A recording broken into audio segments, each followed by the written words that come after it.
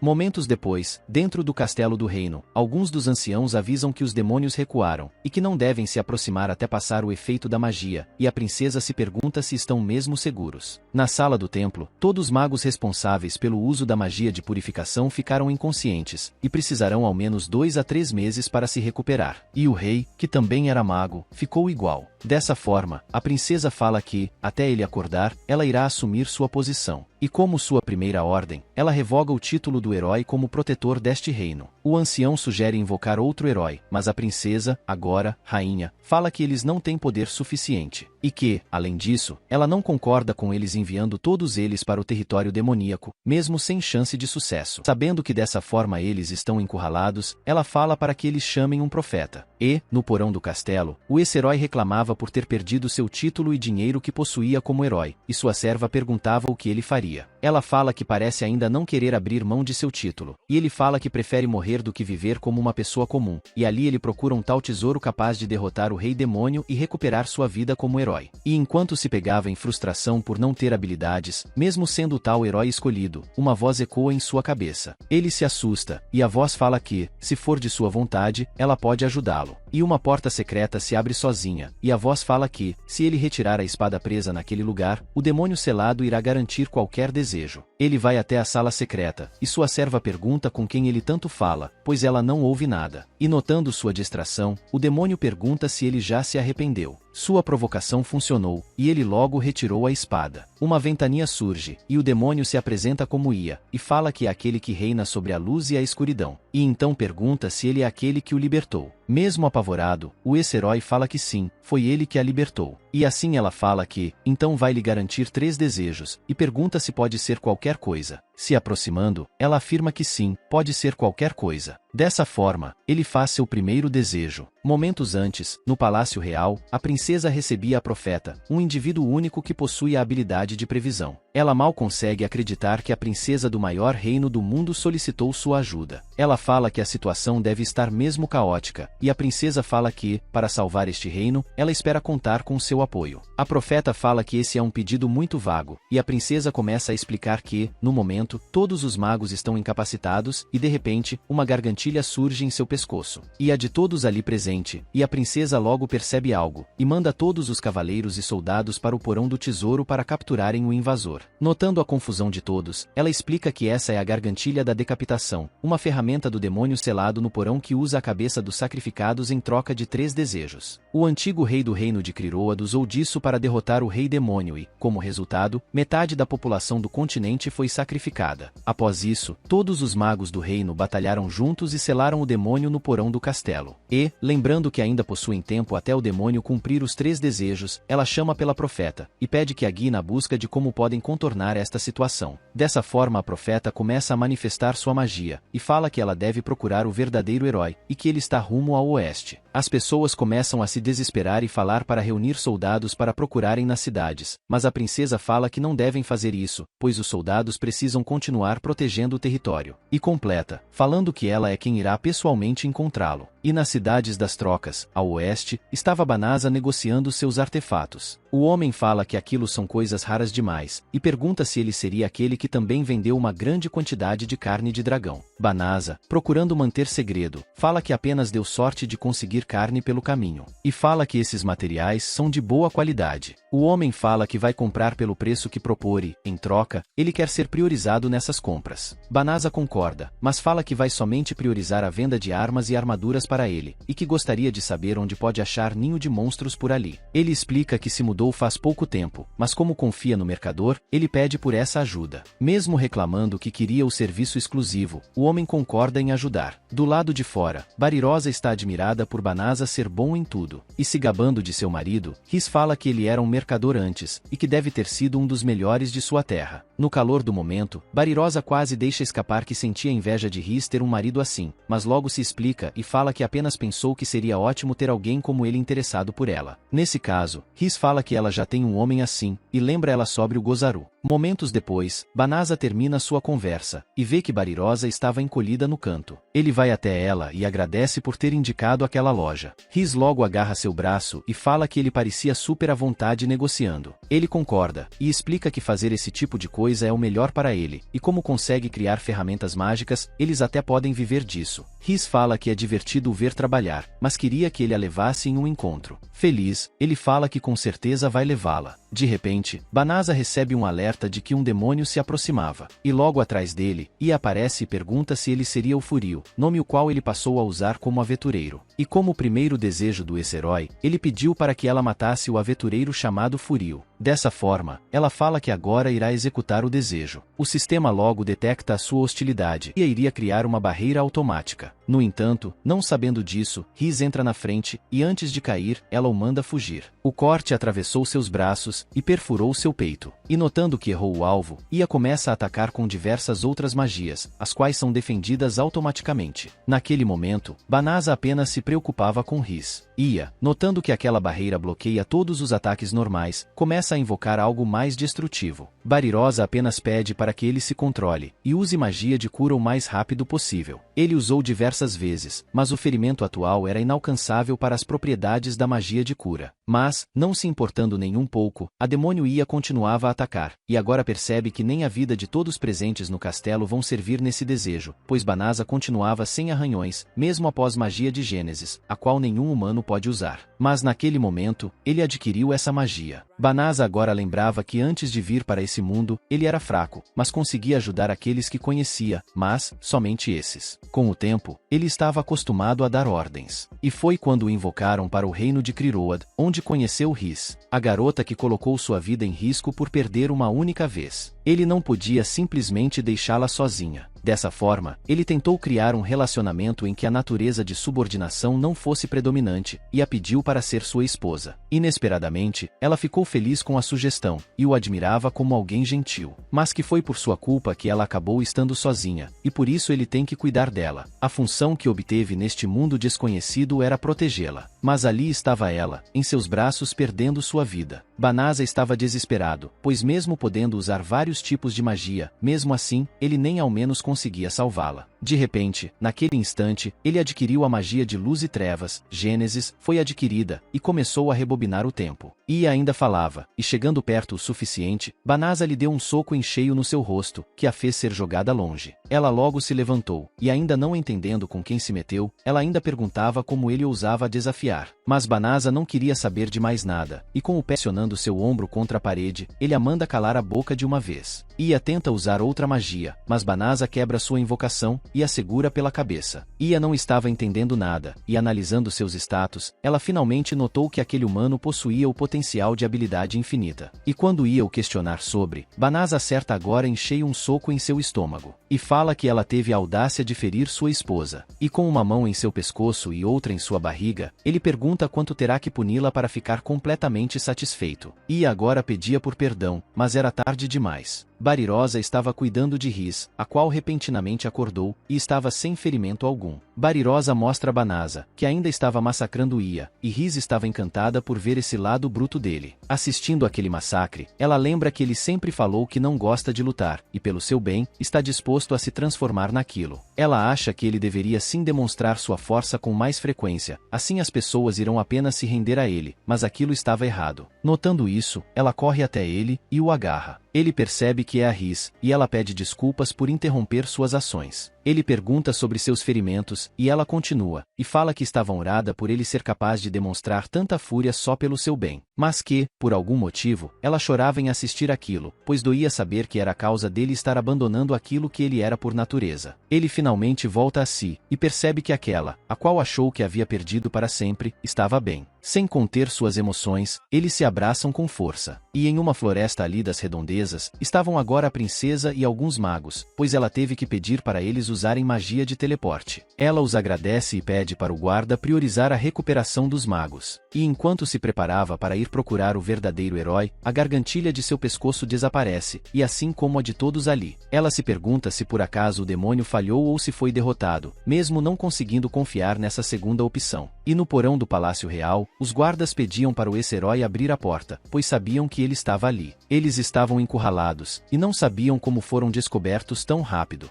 O demônio Ia que ele mandou ir até Banasa ainda não tinha retornado, e como eles bloquearam a entrada, também não podem sair. Ele planejava usar o poder do demônio para se livrar de todos em seu caminho e construir seu próprio reino. E achando tudo isso interessante, o demônio que tem falado em sua cabeça esse tempo todo, decide possuir o corpo mulher ali presente. E não achando aquelas roupas agradáveis, ela as muda. E então, para agradecer o ex-herói, ela fala que vai conceder o poder que deseja. No entanto, o que ela faz é transformá-lo em uma criatura gigantesca. E subindo em sua cabeça, eles vão atrás da família real que a selou por tanto tempo. Mas logo percebe que ali havia um círculo de teleporte e, como que sabendo para onde foram, ela voa em direção ao oeste. De volta à cidade onde estava Banasa e Riz, a demônio Ia acorda e, ao ver Banasa, a primeira coisa que pede é perdão. Mas pegando em seu rosto, ela percebe que estava curada. Olhando em seus olhos, Banasa diz que agora, a Riz estava bem. Barirosa o chama, e sugere que ele procure os cavaleiros do castelo em vez de uma patrulha de rua por ali. Banasa concorda, mas fala que acabou descobrindo algo sobre aquele demônio. Ela foi enviada do castelo e tomou forma após o rompimento de um selo. Ia pergunta como ele sabe disso, e Banasa explica que não conseguia entender o motivo de serem atacados, por isso, ele foi atrás de respostas. Ela logo percebe que usou escaneamento de memória. Banasa completa, e fala que, um demônio capaz de realizar desejos em troca de um preço macabro, se deixado ir embora, só vai causar mais problemas, então só tem um jeito. E interrompendo Banasa, Riz fala que a única solução é ela se tornar escrava de seu marido. Ninguém entende nada, e então Riz explica que sabe que ele não aceita esse tipo de coisa, mas que ela possuía uma existência de garantir desejos dos outros, logo, o melhor seria prevenir isso a mantendo como aliada. Banasa fala que os argumentos dela até fazem sentido, mas que sabe que sua verdadeira intenção é porque ela demônio ser muito poderosa.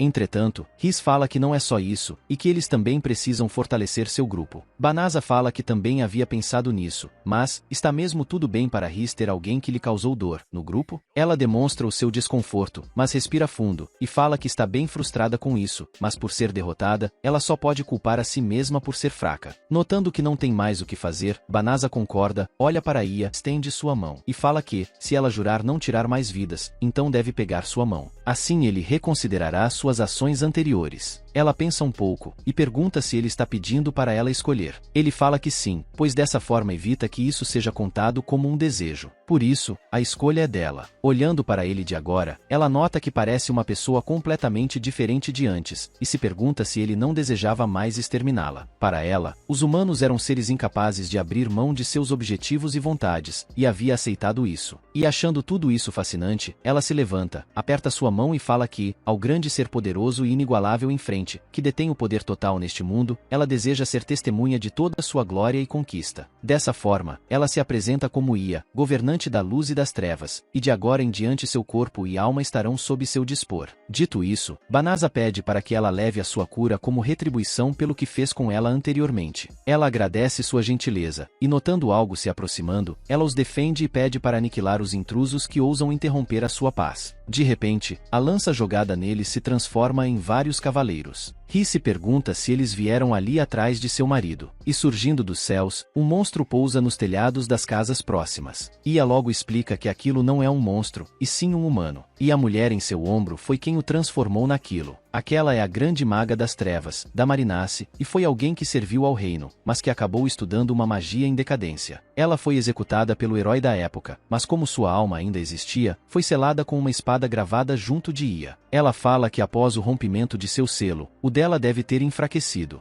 Rhys pergunta se ela então é a culpada, mas Ia fala que a culpa na verdade é dos humanos fracos que usaram de sua espada para selar ela, além do idiota que a libertou. Banasa fala que não é hora de culpar alguém, e fala que ela tem permissão para cuidar do monstro, pois ele vai priorizar o resgate das pessoas. Ele também pede para Barirosa cuidar dos soldados, e então chama Rhys para começarem. A maga que estava procurando a princesa, logo a encontrou no meio da cidade. Ela então reconhece aquela mulher, a bruxa da Marinace, e sem hesitar, manda o monstro pisoteá-la. No entanto, Ia aparece e a salva. Ela fala que está ali para eliminar, e a bruxa ri, e fala que ela, a qual detém o poder dos desejos, tudo o que fez foi falhar, e começa a invocar magia de ataque. Entretanto, Ia usou apenas um dedo para dissipar sua magia, e fala que toda e qualquer magia de Criroda é inútil contra ela, e que a bruxa, como alguém que nasceu naquele mundo, não tem chance contra ela. A bruxa ataca novamente, e dessa vez é jogada longe. Levantando-se dos escombros, e desesperada, ela começa a invocar a sua magia mais poderosa, a qual estudou sua vida toda. E assim invoca um ser colossal. No entanto, ele rapidamente é destruído, e ninguém entendeu nada. E chegando correndo, Banasa fala que viu aquela coisa gigantesca e parecia um grande problema, então usou magia de erradicação nela. E Ia, percebendo sua incompetência, pede perdão por causar problemas, mas Banasa apenas pede para ela levantar logo sua cabeça. E assim ó fazendo, ela começa a usar a magia do selamento. E em suas últimas palavras, a bruxa simplesmente não pôde acreditar que o poder o qual a fez negligenciar sua humanidade foi aniquilada por um mero humano. E transformando-o em uma bola, ela desfaz a transformação do ex-herói e liberta o corpo de sua serva. E após a transformar em algo minúsculo, Ia engole e fala que ela deveria agradecer, pois dessa forma vai lhe garantir a eternidade. Ela explica que separou o corpo da garota que a bruxa havia possuído, e a selou em seu mundo espiritual, e que o poder, que antes da maga mais forte, agora é dela, e ela usará este poder conforme o desejo de Banasa. E como a batalha havia acabado, Banasa estava planejando usar a mesma magia de manipulação do tempo para curar os feridos. Porém, Ia fala que ele não deve fazer isso uma segunda vez. Ele pergunta o motivo, e ela explica que, como a magia apenas afeta uma área, fenômenos imprevisíveis se tornam extremamente comuns. E que, em primeiro lugar, essa magia supostamente não deveria ser possível para humanos. Dessa forma, ela explica que os status dele indicam que seu potencial de habilidade é infinito, que ele é alguém capaz de utilizar magia que até mesmo os seres especiais usam. Ou seja, ele possui a técnica de aprendizado perfeita. Uma vez que ele é atingido por uma magia, ele é capaz de aprender esta e todas as outras da mesma categoria. Os seus status tiveram que se elevar para corresponder a isso tudo, por isso ele até mesmo é capaz de conjurar diversas magias sem haver consequências como exaustão. De repente, a princesa o encontra e se apresenta como a primeira princesa de Criroad, Elizabeth. Ela agradece por ter salvo o reino e pede desculpas pelo desrespeito que mostraram para ele. E fala que, ao verdadeiro herói, Furio, ela oferece de forma ampla um convite ao castelo. Devido às condutas do falso herói, ele perdeu seu título, e o fato de ela o ter encontrado ali, certamente é o destino de Deus. No entanto, Banasa fala que tal título deve ser aplicado a alguém que está disposto a usar a força que possui pelo bem da humanidade e sem hesitação. E que, nesse mundo, ele acha que alguém como herói nem deve ser necessário. Além disso, ele já está bem habituado com seu estilo de vida atual. Horas mais tarde, já em seu quarto, Riz fala que ele recusou o pedido, mas ainda conseguiu 100.000 peças de ouro. Banasa fala que eles queriam lhe dar mais que isso, mas ele decidiu pegar somente o mínimo. E sentando ao lado de Riz, ele fala que, agora, eles podem ir para onde quiserem e viver da melhor forma possível. Cabisbaixa, ela concorda. E notando isso, ele pergunta se está tudo bem. Então fala que Yi havia dito que ele agora é capaz de usar um sistema inteiro da magia que usou anteriormente. E jogando-o na cama, ela pergunta se, dessa forma, ele agora pretende voltar para seu mundo. Ele ainda estava confuso, e então ela fala que ele abriu mão das recompensas, logo isso indica que ele não tem planos para permanecer neste mundo. Ela pede para ele levá-la, pois quer estar onde ele estiver, não importa o lugar. Ouvindo tudo isso, Banasa fala que não irá voltar, pois não possui planos de deixá-la. Além disso, naquela hora em que pensou ter a perdido para sempre, ele nunca ficou com tanto medo. Dito isso, ele pergunta novamente se está mesmo tudo bem para ela ser sua esposa. Ainda que no começo eles tenham concordado apenas no nome, agora ele realmente não consegue imaginar ficar sem ela. Envergonhada, ela fala que sempre quis não ser apenas no nome, mas que, para alguém como ela, que cresceu apenas para lutar e liderar Alcateia, desde que o conheceu, passou a saber todos os tipos de emoções. E chegando mais perto, ela fala que quer ter seus filhos, e assim, eles se beijam. Ela fala que, como a primeira vez deles, ela gostaria que ele fosse ele mesmo, o Banasa. No entanto, ele fala que não, pois esse furil de agora, é o verdadeiro eu dele que ficará neste mundo. E enquanto ela se lembrar de seu nome e aparência reais, apenas serão uma parte de seu passado. E assim, eles têm a sua primeira vez juntos. No entanto, vamos parando por aqui. Se gostou e quer continuação, quero ver bastante like e comentário no vídeo. Até a próxima!